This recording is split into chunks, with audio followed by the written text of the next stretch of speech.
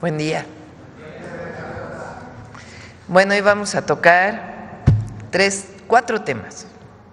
Primero, Luz Helena nos va a explicar nuevamente las leyes que emitimos el día de ayer, el 18 de marzo, que son las leyes secundarias que tienen que ver con energía, derivadas de la reforma constitucional en materia energética. Son muy importantes, son varias reformas y es importante que el pueblo de México las conozca.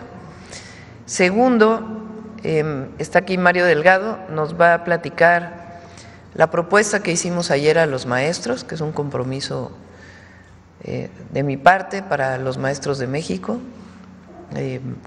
cuál fue la propuesta que planteamos, y es importante que todas las maestras y los maestros lo conozcan porque ha habido desinformación con respecto a la reforma a la ley del ISSSTE que enviamos. Ayer la retiramos por la desinformación que hay, pero el objetivo es seguir apoyando a los maestros y maestras y a los trabajadores del Estado en las deudas tan grandes que se han hecho a partir del FOBISSSTE y algunas otras compromisos que establecí con las maestras y maestros de México.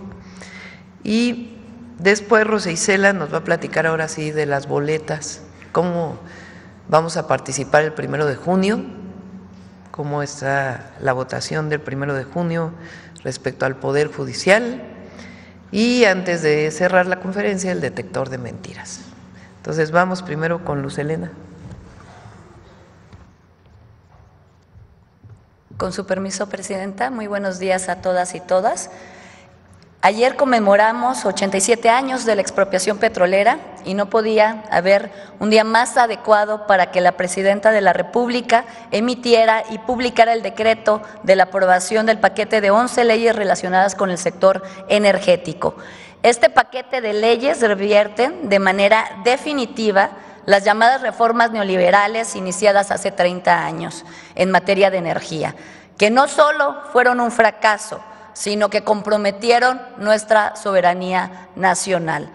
Hace menos de una semana, el 12 de marzo, la Cámara de Diputados aprobó el paquete de iniciativas enviadas por la Presidenta primero al Senado y después a la Cámara de Diputados, mediante las cuales se expiden 8 leyes secundarias y se reforman 3 leyes secundarias. Las 8 leyes que se expiden es la ley de la Empresa Pública del Estado Comisión Federal de Electricidad, la ley de la Empresa Pública del Estado Petróleos Mexicanos, la ley del sector eléctrico, la ley del sector hidrocarburos, la ley de planeación y transición energética, la ley de biocombustibles, la ley de geotermia, la ley de la Comisión Nacional de Energía, y se reforman la ley de ingresos sobre hidrocarburos, la ley del Fondo Mexicano del Petróleo sobre la estabilización y el desarrollo y la Ley Orgánica de la Administración Pública Federal. Todo este paquete de leyes, la que sigue, tiene como objeto central, como ya mencioné, recuperar y fortalecer la soberanía energética. Es decir, ¿qué quiere decir esto? Que podamos garantizar como país la energía necesaria para toda la actividad social y económica de México, que la energía llegue a todas y todos los mexicanos, especialmente a los de menores recursos, que no dependamos de intereses internacionales ni de mercados para que esto ocurra. Se fortalecen las capacidades del Estado mexicano y de las empresas públicas retomando la planeación estratégica y se buscará garantizar el abasto de hidrocarburos y la autosuficiencia de combustibles, así como la generación de energía suficiente, segura y confiable, promoviendo la transición energética a través del uso sustentable de las fuentes de energía con las que dispone nuestra nación. Voy a explicar de manera muy rápida el contenido de cada una. Las leyes, la que sigue por favor, las leyes de las empresas públicas del Estado, CFE y Pemex.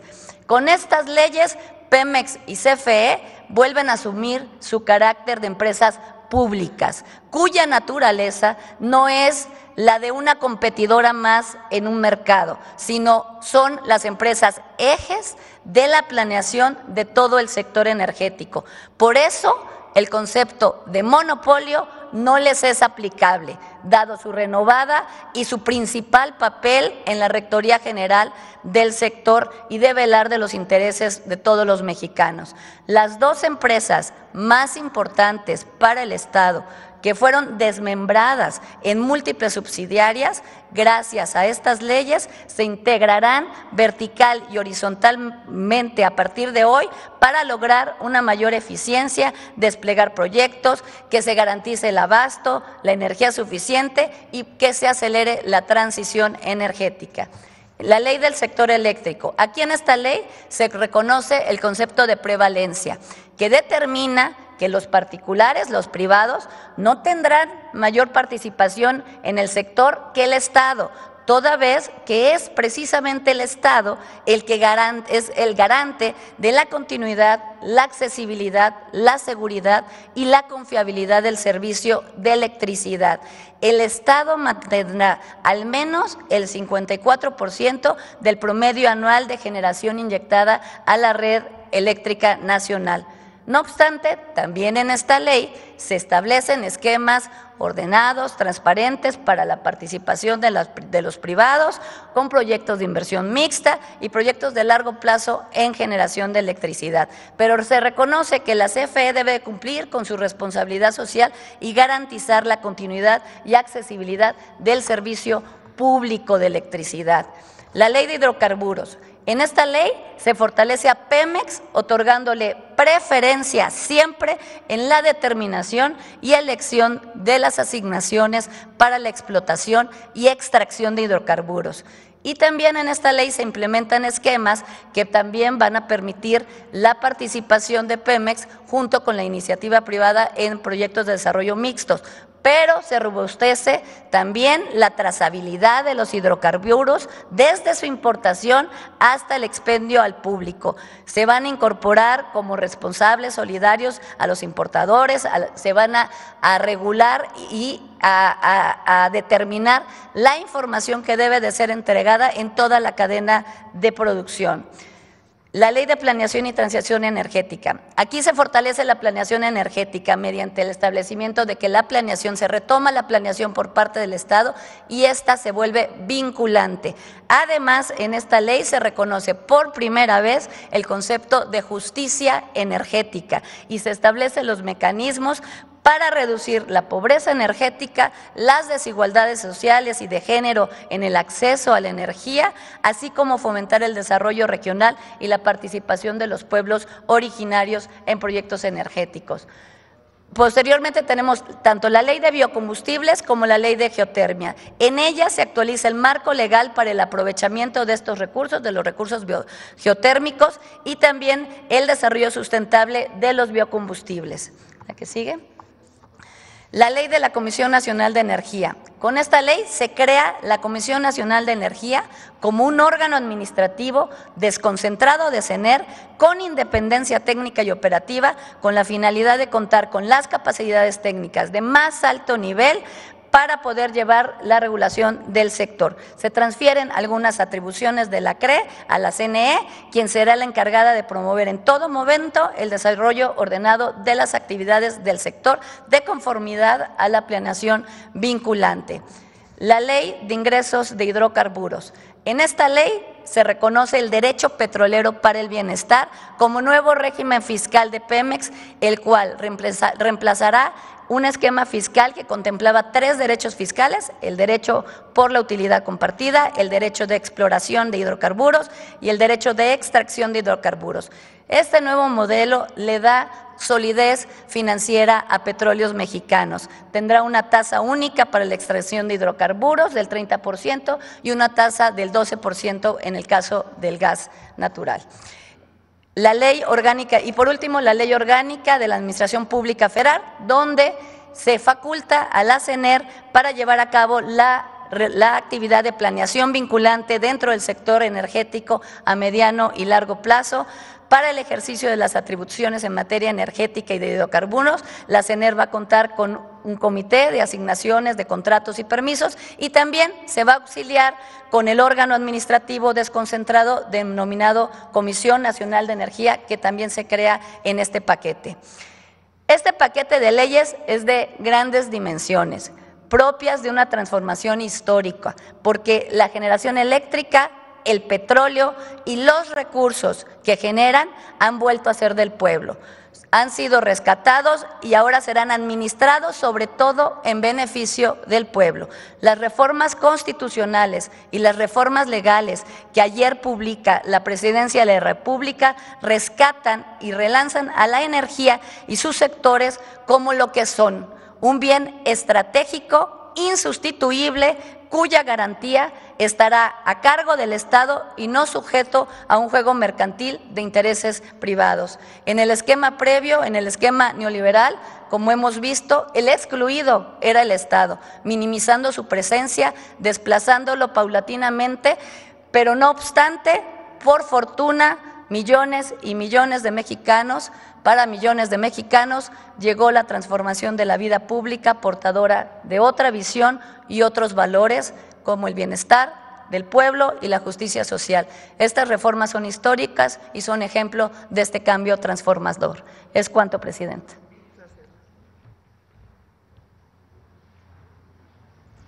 Mario.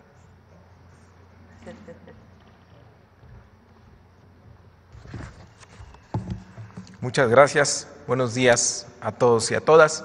Con su permiso, Presidenta, informarles que ayer la Presidenta de la República tomó varias decisiones muy importantes que tienen que ver con todos los trabajadores al servicio del Estado, incluyendo, por supuesto, a los maestros y a las maestras.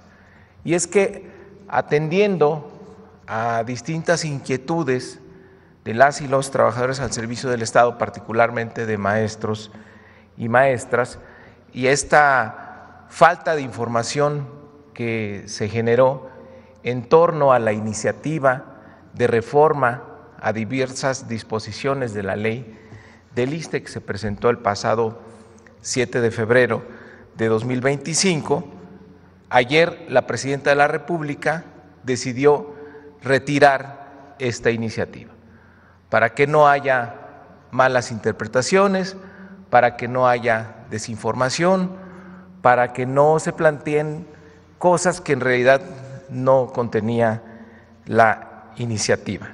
Entonces se retira la iniciativa de ley del ISSSTE que se presentó el pasado 7 de febrero. Ayer la secretaria de Gobernación informó al respecto de manera oportuna.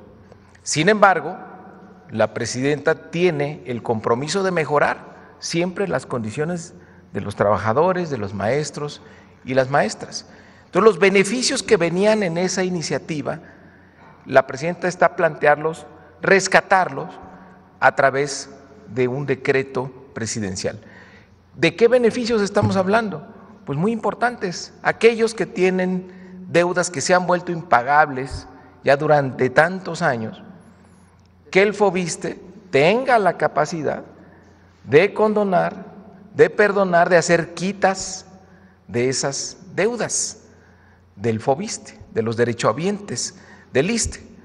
Y además que el FOBISSSTE pueda volver a construir casas. Hace mucho tiempo que no construye el FOBISSSTE.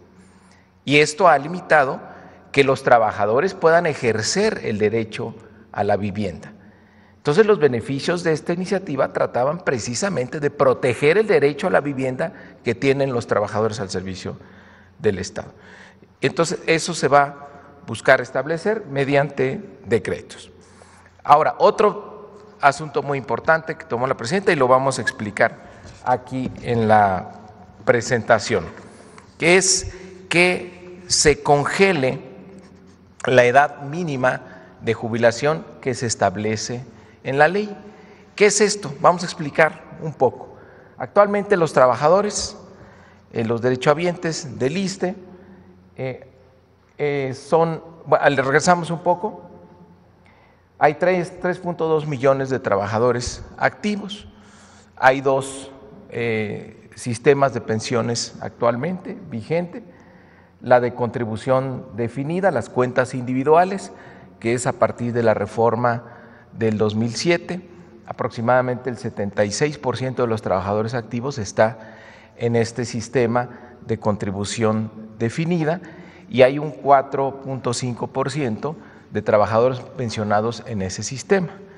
Después está el sistema de beneficio definido, que es a partir del 10º transitorio de la ley del ISSSTE del 2007, es decir, que tenían su pensión determinada. Actualmente hay un 24% de trabajadores en este sistema y hay un 95.5% de trabajadores jubilados en el régimen de beneficio definido. Todos los trabajadores que están en cuentas individualizadas, esto es importante recordarlo, van a tener acceso al Fondo de Pensiones para el Bienestar. Pero bueno, vamos a lo de la edad, que es lo que ayer tomó la decisión la presidenta. Actualmente la ley tenía un incremento en la edad mínima de jubilación creciente. Es decir, si no se hace nada, pues para el 2024-25 señala 58 años para hombres, 56 para mujeres. Para el 2006 aumentaría a 59 años en la edad mínima de jubilación para hombres y 57 para mujeres, y a partir del 2028 se va a 60 años para hombres y a 58 para mujeres. ¿Cuál es la propuesta que le hace a las maestras y maestros del país la presidenta? Que se congele la edad mínima de jubilación en lo que está actualmente, en 58 años y 56 años, en lo que continúa la discusión de este cambio en el régimen de pensiones y se determina la edad final de jubilación. Por último, nada más decir que está también, no hay que olvidar dos cosas: el Fondo de Pensiones para el Bienestar, que está aprobado y son beneficiarios los trabajadores del ISSSTE que están en cuentas individualizadas, y hay que recordar también que todas y todos los trabajadores tendrán derecho a la pensión de adultos mayores para el bienestar. Todo esto pues, es el paquete que contribuye a tener pensiones dignas. Estas son las propuestas, los compromisos que hizo el día de ayer la presidenta con los maestros, las maestras y en general todos los trabajadores al servicio del Estado. En resumen, retiro inmediato de la iniciativa de la reforma del ISSSTE presentada el 7 de febrero de 2025. Segundo, establecer un programa para congelar, disminuir con quitas o condonar las deudas problemáticas que se han vuelto impagables para acreditados del FOBISSTE. Además, se revisarán los mecanismos para recuperar las atribuciones del FOBISSTE para reconstruir, rehabilitar y mejorar vivienda social para las y los trabajadores del Estado. Tercero, detener el incremento en la edad mínima de jubilación previsto en la ley para mantener en lo que está establecido para el 2024, en tanto continúan los trabajos de diálogo. Y quinto, organizar foros escuela por escuela para construir la propuesta alternativa para el ingreso, promoción y reconocimiento de las maestras y maestros que garantice sus derechos laborales, la transparencia y la cero corrupción en esta iniciativa que tiene la presidenta de la desaparición de la UCICAM. Y ayer mismo el Gobierno de la República reiteró el compromiso que tiene con el respeto a la libre expresión y manifestación y la no represión de los trabajadores al servicio del Estado. Es cuanto, presidenta.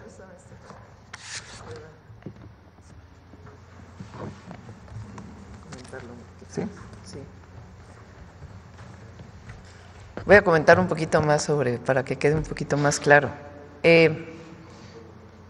Desde hace mucho tiempo, las maestras y los maestros de México, particularmente organizados a través de la Coordinadora Nacional de Trabajadores de la Educación, han estado pidiendo la derogación de la ley del ISSSTE que se aprobó en el 2007. ¿Qué pasó en esa ley que se aprobó en el 2007? Cambió por completo el régimen de pensiones y ahora los maestros pues estaban jubilando con muy poquitos recursos. Y además los que ya se habían jubilado, pues también tienen muy pocos recursos. Aun cuando es justa la demanda, pues siempre está el problema de cuánto presupuesto tenemos para poder cumplir con esa solicitud que están haciendo los maestros. En tanto, ellos están pidiendo que se disminuya la edad de jubilación a como estaba antes de la reforma del 2007. Entonces, eso. Y por otro lado, también están solicitando que un esquema que se planteó, que se llama UCICAM, que es para la promoción de los maestros, desaparezca porque no fue lo más justo que se pudo hacer. Esa reforma se hizo en el 2019, echando para atrás la reforma de Peña del 2013. Nosotros vamos a mantener las pláticas con la CENTE, también con el CENTE de pláticas, pero particularmente con la coordinadora nos vamos a seguir viendo para seguir avanzando en todas las solicitudes que tienen, que en general son solicitudes justas. Ahora, ¿qué pasó? Nosotros enviamos una iniciativa de reforma a la ley del ISSSTE de muchas de las demandas que tenían los maestros, como lo del FOBISSSTE también. Sin embargo, pues hubo confusión en qué es lo que estábamos planteando. Se pensó que queríamos quitarle a todos los maestros un porcentaje o retirarles un porcentaje para fortalecer el ISSSTE. Y en el caso de los maestros, pues no era tal. Entonces, ayer hubo una reunión con la CENTE. ¿Qué propuesta les hice? Es la siguiente, esta es para todas las maestras y los maestros de México. La primera, el retiro inmediato de la reforma a la ley del ISSSTE presentada el 7 de febrero de 2025 para que no haya ninguna confusión.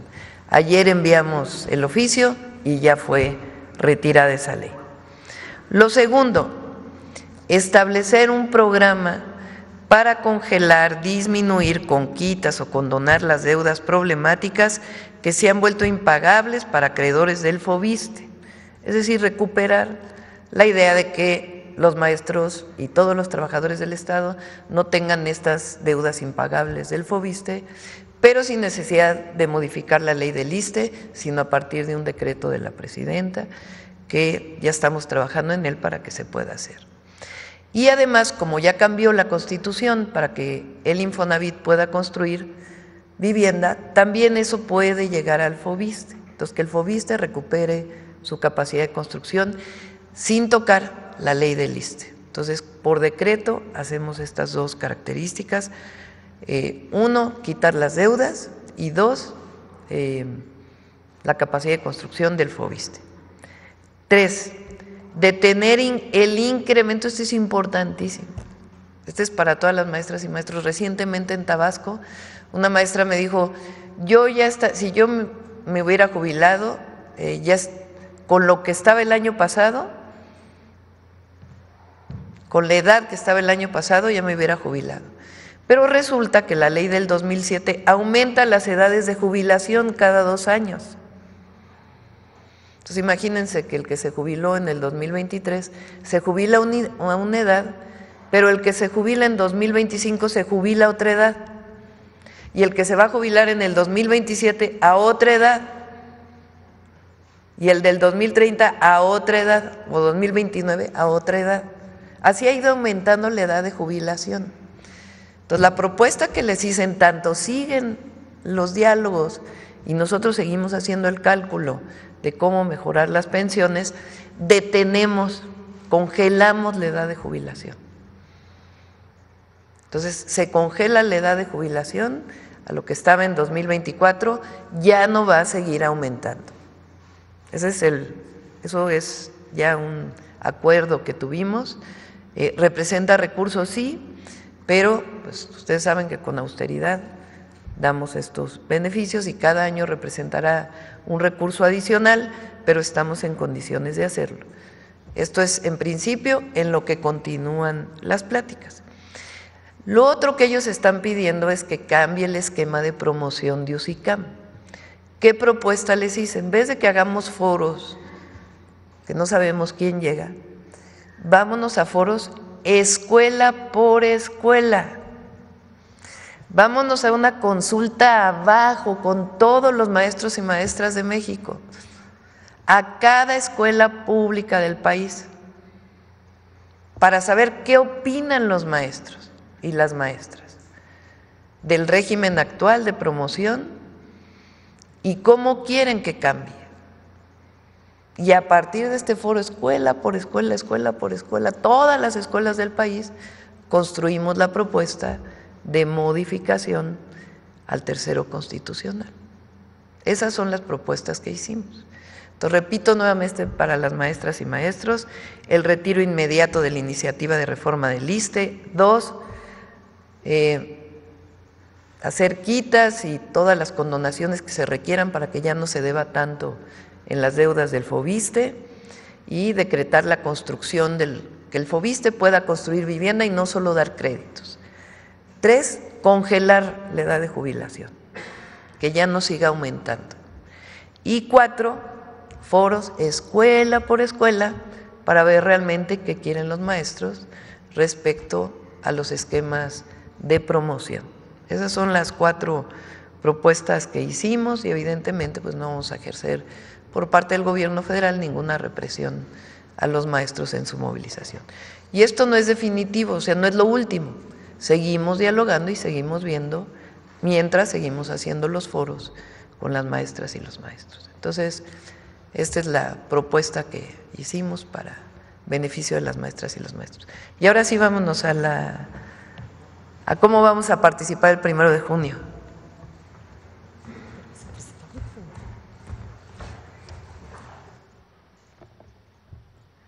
Gracias.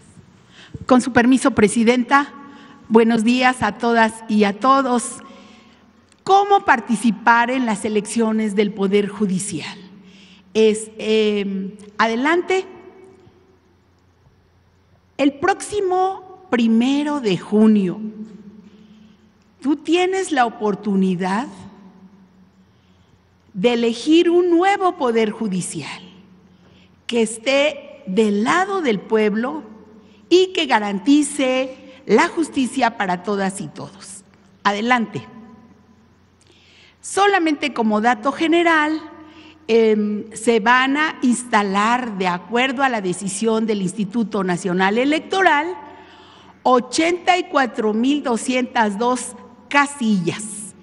Y esto es para alrededor de 100 millones de ciudadanas y ciudadanos que estarían participando o forman parte de la lista nominal. Adelante. ¿Cómo se puede participar? A la llegada a la casilla, cada persona que acuda recibirá 6 boletas para la elección federal de distinto color cada una. ¿A quién se va a elegir? A las ministras y ministros de la Suprema Corte de Justicia de la Nación, a las magistraturas de la Sala Superior del Tribunal Electoral, también a las magistraturas del Tribunal de Disciplina Judicial y a las magistraturas de las salas regionales del Tribunal Electoral del Poder Judicial de la Federación y las magistraturas de circuito y los juzgados de distrito. Son, como ustedes ven, 6 elecciones, 6 boletas diferentes. Y en 19 entidades, también hay que decir, podrás elegir a juzgadores locales. Adelante. ¿Qué contiene cada boleta que se recibirá? Son aquí 4 puntos que vamos a señalar. 1, en forma de título, que está en la parte superior, ahí el cargo que estará eligiendo. En este caso, dice ministras y ministros de la Suprema Corte de Justicia de la Nación. El listado de candidaturas que se ven aquí, obvio no tiene aquí nombres, está ordenado alfabéticamente y dividido por género. Del lado izquierdo las mujeres y del lado derecho hombres. Cada persona candidata tiene designado con un número que antecede a su nombre. Aquí se ven 1, 2, 3 y así consecutivamente en cada boleta. Y en los recuadros con letras rosas, los que se ven a los lados, se identificará el poder por el que es postulada cada persona candidata. El poder ejecutivo, el poder legislativo, el poder judicial y también hay dos letras que es EF cuando hay ministras y ministros en funciones. Adelante. ¿Cómo elegir a la persona candidata de tu preferencia? En las boletas se encuentran recuadros en blanco en la parte superior, las cuales corresponden a la cantidad de personas candidatas que deberás elegir. Para seleccionar a la persona de tu preferencia, tendrás que poner el número que antecede a su nombre. Del lado izquierdo elegirás únicamente a las candidatas mujeres y del lado derecho pondrás solo los números de los candidatos hombres. Adelante. Para ministras y ministros de la Suprema Corte de Justicia de la Nación, elegirán 5 mujeres y 4 hombres. Esto es en todo el país. Un total de 9. Y es una boleta morada, insisto, del lado izquierdo mujeres y del lado derecho los hombres. 5 mujeres y 4 hombres. Adelante. Para magistraturas de la Sala Superior del Tribunal Electoral del Poder Judicial de la Federación, deberán ponerse el número de una mujer y un hombre. Total, 2. Esto es lo que contiene esta boleta. Igual, esta boleta será azul y están del lado izquierdo mujeres y del lado derecho hombres. Adelante. Para magistraturas del Tribunal de Disciplina Judicial, se colocará el número de 3 mujeres y 2 hombres, total 5, y la boleta es turquesa y vienen en el mismo sentido el género respectivo. Adelante. En el caso de magistraturas de salas regionales del Tribunal Electoral del Poder Judicial de la Federación, se deberá elegir los números de 2 mujeres y un hombre. La boleta es naranja y vienen aquí así colocados esta boleta. Adelante. Para el caso de las boletas que vamos a ver a continuación, que es la boleta rosa y amarilla, se tendrá como elemento adicional las especialidades por color. Para la especialidad penal es azul, para la especialidad administrativa es naranja y para la especialidad civil es morada, rosa. Adelante. Estas eran las que además se agrega lo anterior. Para las magistraturas de circuito, deberás seleccionar el número de una mujer y un hombre por cada especialidad. En esta boleta que es rosa. Adelante. Para los juzgados de distrito se tiene que seleccionar el número de una mujer y un hombre por especialidad. Aquí vienen las especialidades que en esta boleta amarilla y los números correspondientes que se tienen que escribir. Adelante. Finalmente, decir que tu participación es muy importante. Por ello, te invitamos a visitar la página del Instituto Nacional Electoral, el INE, en donde se encontrará un micrositio específico con toda la información de la elección extraordinaria del Poder Judicial. Durante el periodo de campañas nos han informado que se ingresa al sistema Conóceles del INE, en donde se encontrará toda la información de la totalidad de los candidatos y insistimos a participar este próximo 1 de junio. Eso sería, presidenta. Gracias. Ahora sí, vamos a las preguntas. Adelante.